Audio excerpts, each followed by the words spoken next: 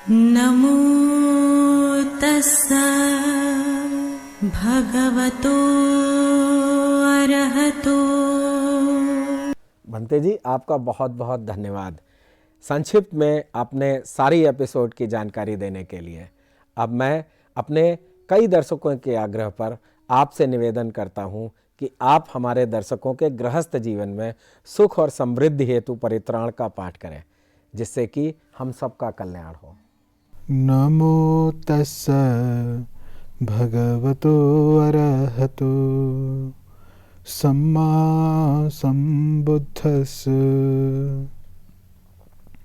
नमो तस्स भगवतो अरहतो सम्मा सम्बुद्धस्स।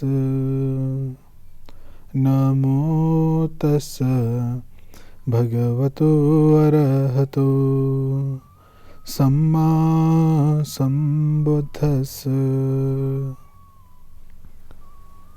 मेरे आचार्य श्री के पुण्य चरणों में कोटि कोटि नमन हो। फिर मेरे उपाध्याय भंते के पुण्य चरणों में कोटि कोटि नमन। दर्शकों, पिछले के 2 एपिसोड्स में हम इस सीज़न के जिसका मुख्य विषय रहा है तथागत बुद्ध की जीवनी पाली सूत्रों पर आधारित, तो शुरू से लेके अभी 55 एपिसोड्स तक जो हमने तथागत बुद्ध की जीवनी पे चर्चा की है, तो इसी का ही हम सार पिछले 2 एपिसोड्स में हमने देखा और आज उसका ये अंतिम भाग है।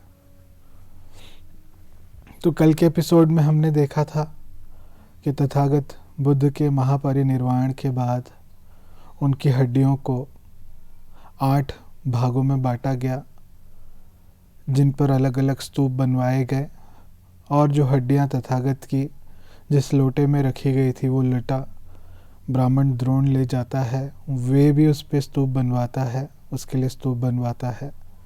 और इसके अलावा जो राख बची थी वो पीपलवन के मौर्य ले गया। हमने पिछले कुछ एपिसोड्स पहले ये भी देखा था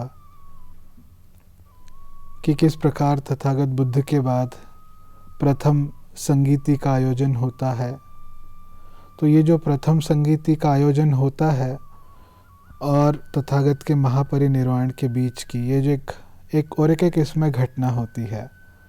जब तथागत बुद्ध का महापरिनिर्वाण हो जाता है उसके बाद और प्रथम संगीति से पहले एक घटना घटती है। वो घटना इस प्रकार होती है, एक समय की बात है जब तथागत बुद्ध का महापरिनिर्वाण हो चुका था। उस समय की बात है, भंते आनंद वेलुवन में, राजगृह के वेलुवन में विराजमान थे। तो एक सवेरे वे भिक्षाटन के लिए राजगृह निकलते हैं और देखते हैं कि आज तो बहुत जल्दी निकल पड़े हैं भिक्षाटन के लिए, तो क्यों ना कुछ समय जो पास ही में मगध राज्य का एक मंत्री हुआ करता था जिसका नाम मोग्गलान था, मोग्गलान मंत्री था ये, तो मंत्री के यहाँ जाऊं और कुछ धर्म चर्चा करूं, धम्मदेश ना दूं। तो इस उद्देश्य से उस मंत्री के यहाँ चले जाते हैं। तो ये मंत्री उस समय राजगृह में कुछ काम करवा रहा था, राजगृह का काम करवा रहा था। तो जब इसने आनंद को अपने तरफ आते हुए देखा तो नमन करता है और पूछता है, भंते आनंद, बहुत दिनों बाद आपके दर्शन प्राप्त हुए, आशा करता हूँ आप स्वस्थ हैं, कैसे आना हुआ बताएं। और फिर भंते आनंद अपने स्वास्थ्य की जानकारी देते हुए, इसके बाद इन दोनों में धर्म चर्चा शुरू हो जाती है। तो ये मंत्री मोग्गलान आनंद से पूछता है कि भंते आनंद, ऐसा कोई एक भी भिक्षु हो जो गुणों में तथागत बुद्ध के समान हो, ऐसा कोई एक भिक्षु? तो आनंद उसे जवाब देते हैं, कहते हैं ऐसा एक भिक्षु भी नहीं जो तथागत बुद्ध के समान हो गुणों में। और जब ये चर्चा चल रही थी तो उस समय और एक मंत्री जो राजगृह के निरीक्षण के लिए निकला था कि राजगृह में काम कैसा चल रहा है। राजगृह राजधानी थी मगध राज्य की, तो और एक मंत्री आ जाता है उसी जगह पे जहाँ पे मंत्री मोगलान का भंते आनंद के साथ संवाद चल रहा था। उस जगह पहुँच जाता है ये दूसरा मंत्री। अब इस मंत्री का नाम क्या है? मंत्री वत्सकार। ये वही मंत्री है जिसको राजा अजातशत्रु ने तथागत बुद्ध के पास युद्ध की सलाह लेने भेजा था, तथागत बुद्ध के पास। ये वही मंत्री है जिसने तथागत बुद्ध को पाटली गांव में भोजन का दान दिया और तथागत बुद्ध ने इसको पलट के आशीर्वाद दिया था। ये वही मंत्री है। तो ये मंत्री अब यहाँ पे पहुँच जाता है राजगृह में जो कामकाज चल रहा था उसके निरीक्षण के हेतु जब चक्कर लगा रहा था तो पहुँच जाता है और पहुँचने बाद नमन करता है भंते आनंद को और पूछता है कहीं मैंने आप दोनों को डिस्टर्ब तो नहीं किया? तो आनंद कहते नहीं, आपने हमें कोई डिस्टर्ब नहीं किया। और फिर अब इस मंत्री वत्सकार और भंते आनंद के बीच में धर्म चर्चा शुरू हो जाती है। तो ये मंत्री पूछता है ऐसा कोई एक भिक्षु हो जिसको तथागत बुद्ध ने अपना प्रतिनिधि चुना हो और कहा हो कि मेरे जाने बाद संघ का संचालन केवल तुम करोगे? तो आनंद ने कहा नहीं, तथागत ने ऐसे किसी एक भिक्षु को भी अपना प्रतिनिधि के रूप में नहीं चुना। फिर वे पूछता है तो तथागत बुद्ध के बाद ऐसा कोई एक भिक्षु हो जिसको समस्त भिक्षु संघ ने बहुमत से चुना हो और कहा हो कि आज से भिक्षु संघ का संचालन ये अकेला भिक्षु करेगा? तो आनंद कहते हैं नहीं, भिक्षु संघ ने भी ऐसे किसी एक भिक्षु को बहुमत से नहीं चुना है। तो बड़ा हैरान होता है ये मंत्री वत्सकार बड़ा हैरान होता है और पूछता है अगर ऐसी बात है तो तथागत के जाने के बावजूद भी आप लोगों में इतनी एकता कैसे है? ऐसी कौन सी बातें हैं जो आप सबको एक ही धागे में पिरो के रखती हैं? तो आनंद अब उत्तर देते हैं, कहते हैं तथागत बुद्ध ने अपने जीवन काल में ही प्रातिमोक्ष की रचना की, हम लोगों को प्रातिमोक्ष का पाठ कराया, विनय के सूत्रों का पाठ करवाया और हर पूर्णिमा के दिन हम सभी भिक्षु एक गांव में जितने भी भिक्षु रह रहे होते हैं वे अपने अपने गांव में एक चुने हुए स्थान पर हर पूर्णिमा के दिन इस पाठ में भाग लेने के लिए चले जाते हैं। और जब इस प्रातिमोक्ष का पाठ होता है तो किसी को अगर अपने द्वारा किए गए कोई दुष्कृत याद आते हैं तो वे संघ के सामने उसको रखता है और इस प्रकार से उसकी शुद्धिकरण होती है। और यही विनय जो तथागत बुद्ध ने सिखलाया और तथागत बुद्ध ने जो धर्म दिया, यही हमें एक धागे में पिरो के रखता है, बांध के रखता है। और तथागत बुद्ध का भी यही आदेश था कि मेरे जाने बाद मेरे द्वारा सिखलाए गए विनय, मेरे द्वारा सिखलाए गए सूत्र, बस तुम इसी की ही शरण लोगे और किसी बातों की नहीं। तो यही बात है जो हमें एक कर रखती है। तो बड़ा आश्चर्यचकित होता है मंत्री वत्सकार और पूछता है, भंते आनंद से पूछता है, तो भंते आनंद कोई ऐसा भिक्षु हो जिसको आप स्वयं पूजते हो, जिसकी आप खूब प्रशंसा करते हो, वंदना करते हो? तो भंते आनंद कहते हैं हाँ ऐसे भिक्षु हैं। तो अब वत्सकार बड़ा कंफ्यूज हो जाता है, मंत्री वत्सकार। वो कहता है कि आपसे जब मैंने पूछा क्या तथागत बुद्ध ने किसी को अपना प्रतिनिधि रूप में चुना, तो आपने कहा नहीं। फिर मैंने आपसे पूछा कि क्या भिक्षु संघ ने बहुमत से किसी एक भिक्षु को चुना है संचालन के लिए, संघ के संचालन के लिए, तो आपने कहा नहीं। मगर फिर जब मैं आपसे पूछता हूँ कि कोई एक भिक्षु ऐसा हो जिसको आप स्वयं जिसकी वंदना करते हो, पूजते हो, तो आप कहते हैं हाँ तो मुझे आपकी बात समझ नहीं आती। तो आनंद बड़े करुणा स्वर से कहते हैं, मंत्री वस्सकार, तथागत बुद्ध ने कुछ 10 गुणों की विशेष रूप से चर्चा की है। कहा है, जिस किसी भिक्षु में ये 10 गुण पाए जाते हैं वे सदैव पूजनीय होता है, वंदनीय होता है। तो वे 10 गुण किस प्रकार के हैं? तो अब एक एक करके शुरू करते हैं।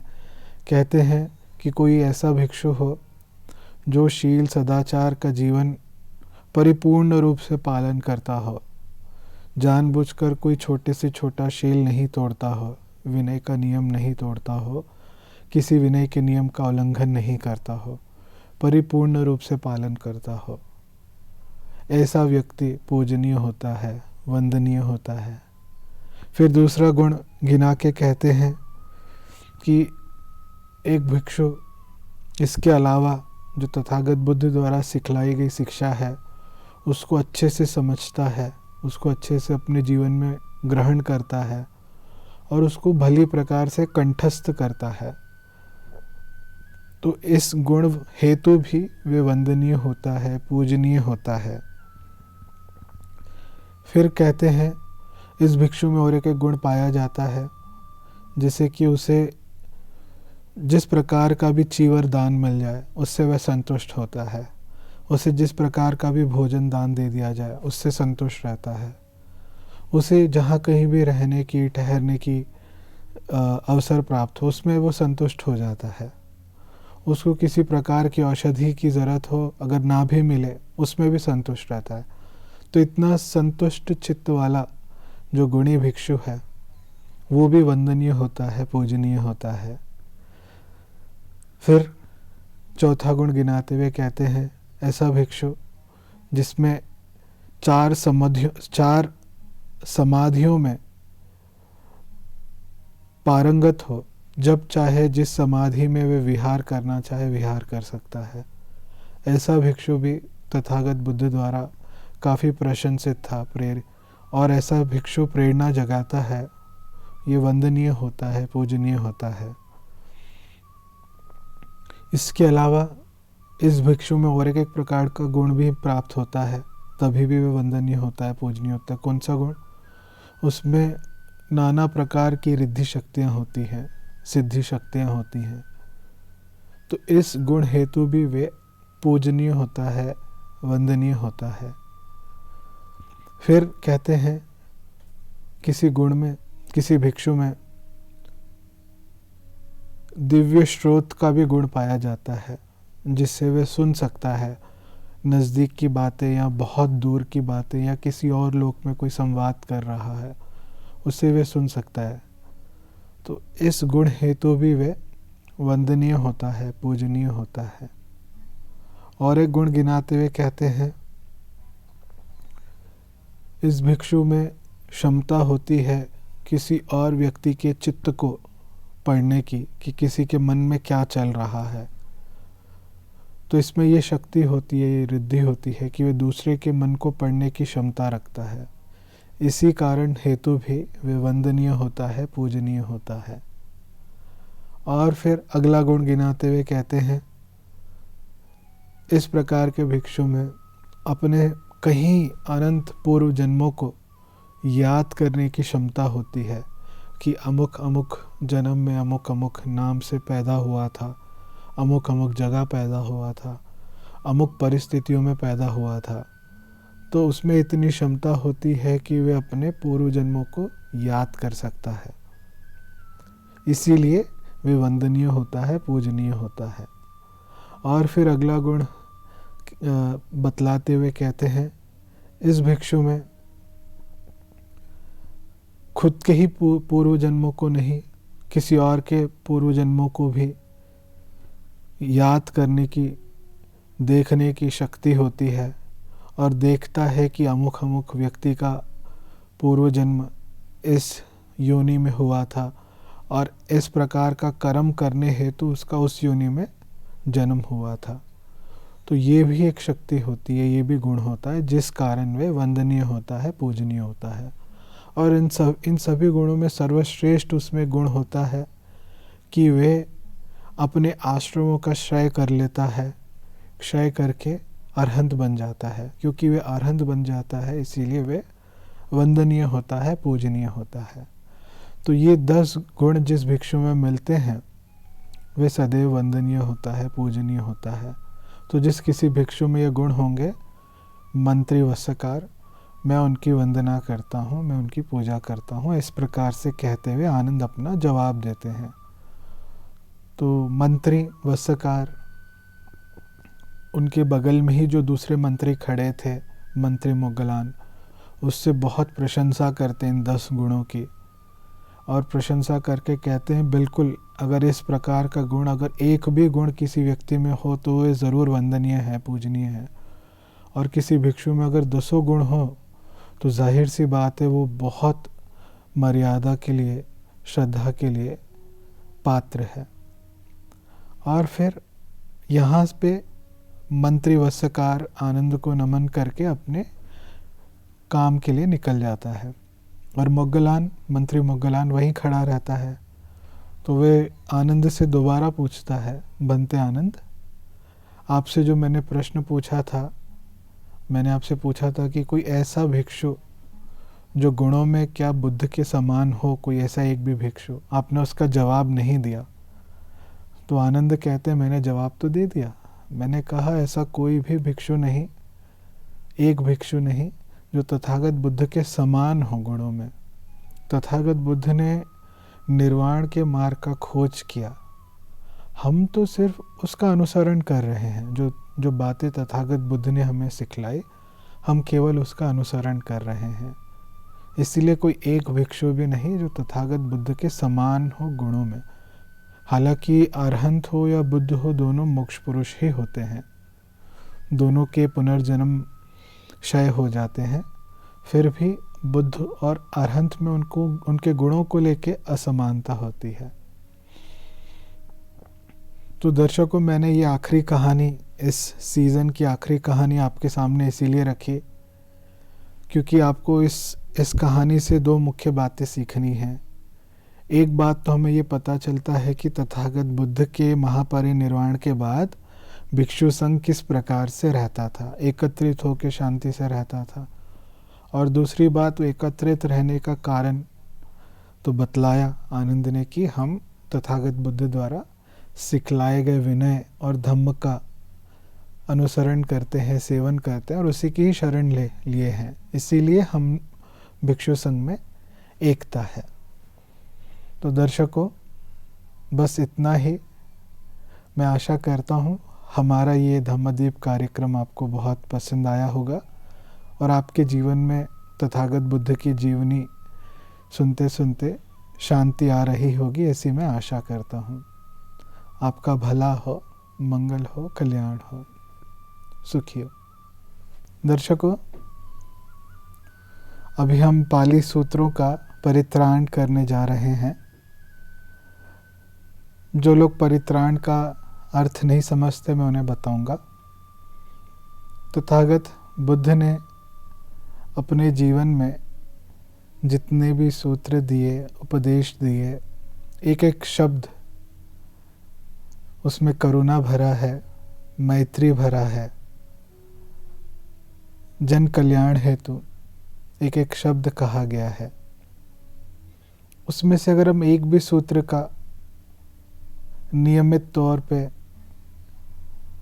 उसको हम कंठस्थ करें और उसको हमारे जीवन में उतारने का प्रयास करें, तो हम सबके जीवन में शांति, खुशहाली, समृद्धि आती है। तो संपूर्ण त्रिपिटक साहित्य में से मैं केवल और केवल करणीय मित्त सूत्र का परित्राण करूंगा। इसके लिए सबसे पहले आप सब अपने हाथों को जोड़ लें।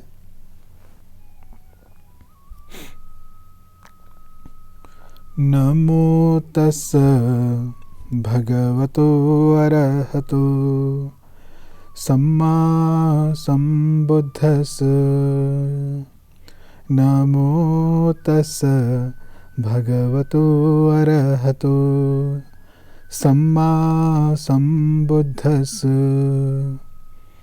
नमो तस्स भगवतो अरहतो सम्मा सम्बुद्धस्।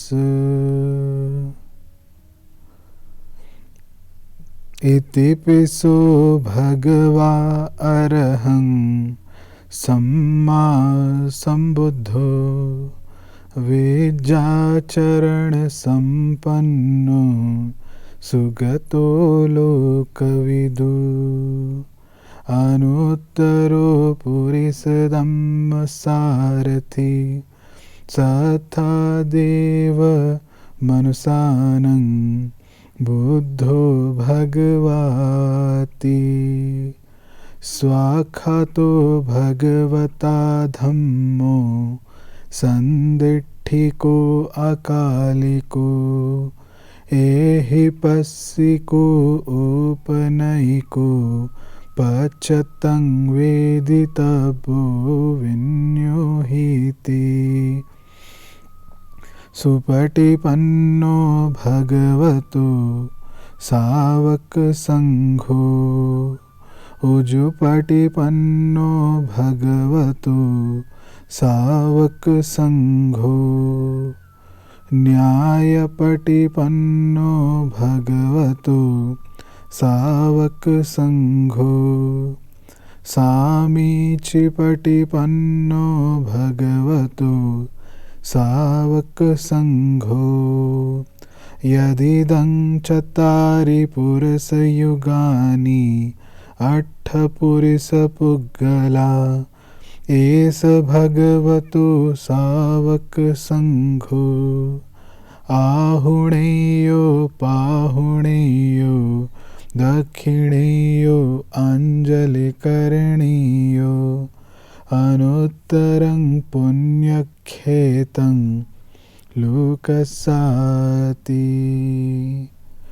करणीय मित्त सुत्त करणीयं अट्ठकुशलेन यन्तं सन्तं पदं अभिसमेच्छ सको उजुच सुजुच सुवचोचस्य मुदु अनतिमानी सन्तुस्सकोच शुभरोच अपकिच्चोच सल्लहुकवत्ति सन्तीन्द्रियोच निपकोच अपगभ्भो कुलेषु अननुगेधो न च खुद्धं समाचरे किञ्चि येन विन्यो परे उपवदेयुं सुखिनो वा खेमिनो हुन्तु सब्बे सत्ता भवन्तु सुखितता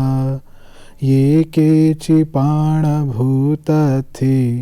तसा वा थावराव अनवशेषा दीघा वा ये महन्ता वा मध्यमारस्य काणुकथूला देठा वा ये व अदेठा ये च दूरे वसन्ति अविदूरे भूता वा सम्भवेशी वा सब्बे सत्ता भवन्तु सुखितता न परो परं निकुप्येथ नातिमन्येथ कथचिनं कञ्चि व्यारोसनापटिगसंज्ञा नान्यमन्यस्य दुःखमिच्छेय माता यथा नियं पुत्रं आयुषा एकपुत्रमनुरक्षे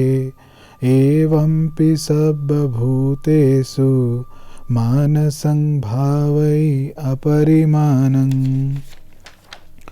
मेत्तं च सर्वलोकस्मिन् मानसं भावै अपरिमाणम् उद्धङ्गधो च तिर्यं च असम्बाधं अवेरं असपतं तिष्ठं चरन्निसिन्नो वा शयानो वा यावतस्य विगतमेधो एतं सतिं अधिष्ठेय ब्रह्ममेतं विहारं इदमाहु दिष्ठिञ्च अनुपगम्यशीलवा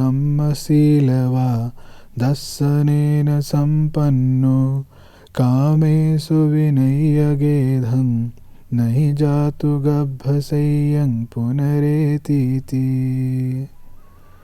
साधु साधु साधु। सभेतियो विभज्यन्तु सर्वरोगो विनश्यतु माते भवत्व अन्तरायो सुखी दीर्घायुको भव। भवतु सर्वमङ्गलं रक्षन्तु सर्वदेवता सर्वबुद्धानुभावेन सदा स्वस्ति भवन्तु ते। सभी का भला हो, मंगल हो, कल्याण हो, सब शांति से रहें, सब शांति से रहें, सब शांति से रहें। तो दर्शकों, आपने देखा कि भंते जी ने हम लोगों को आशीर्वाद दिया तथा अब मैं यह एपिसोड यहीं समाप्त करता हूं तथा मैं दर्शकों की ओर से तथा सुभारती मीडिया परिवार के सभी सदस्यों की ओर से भंते कुशल सुमन जी का बहुत बहुत धन्यवाद करता हूं कि वह समय निकालकर इस कार्यक्रम में आए और हमारा मार्गदर्शन किया तथा तथागत बुद्ध से संबंधित हमें पाली सूत्रों के आधार पर उन्होंने जानकारी दी।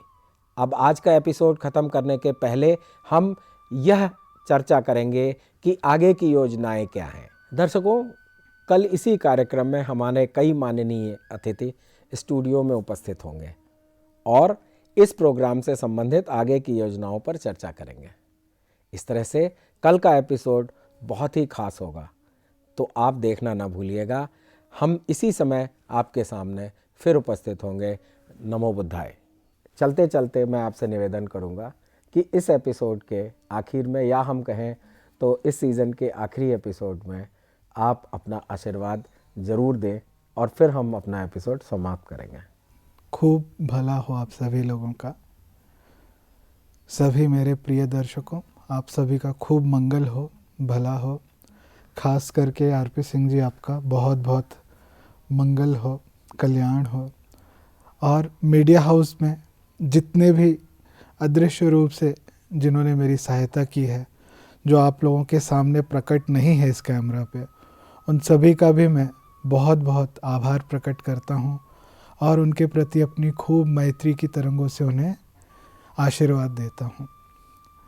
सभी का मंगल हो, कल्याण हो, सुखी हो। भवतु सर्वमंगलम, भवतु सर्वमंगलम, भवतु सर्वमंगलम। सबका भला हो, सबका मंगल हो, सबका कल्याण हो, सुखी हो, सुखी हो, सुखी हो। नमो तस्सा भगवतो